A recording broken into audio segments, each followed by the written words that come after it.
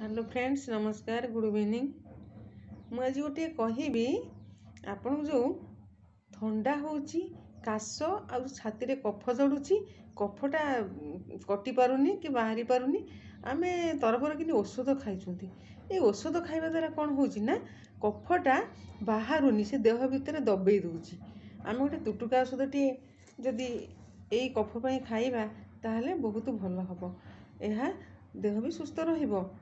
आमे कौन करवा ना अदा खंडे अदा को छेचिदबा छेची देकी ताकू कौन करवा ना हूँ गोटे ग्लास पानी रे ताकू बसैबा एवं तेजपत्र 6टा खंडे पकेबा 5-6टा पकेले सी सीझी सीझी सीझी जो अध ग्लास पानी रहिबो से जो अध ग्लास पानीटा को आमे कौन करवा छाणीदेबा। छाणी देकी से जो पानीटा मिश्री गोटे खंड अनुजाई माने पानी अनुजाई मिश्री को पकेबा। पकेले मिश्रीटा से जो पानी पूरा संपूर्ण भाव ठंडा हो ठंडा हेले कौन करवा ना आमे पीबा।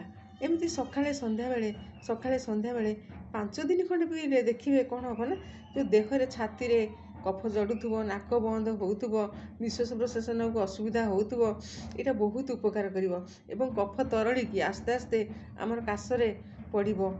आउ देखिबो पूरा आमर छाती जेते कफ जड़ी थिबो पड़ीजिवो। खूब कम दिन में आप सुस्थ हो बिना औषध सुस्थ हो। ये अदाटा बहुत उपकारी ये जो काश कफ पाई बहुत उपकारी।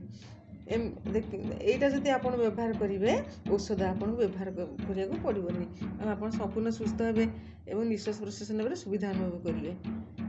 यही भिडियोटी जब भल लगे आप सब्सक्राइब करेंगे बेल आइकन दबाई देवे और कमेंट बॉक्स रे कमेंट देवे। नमस्कार, जय हिंद।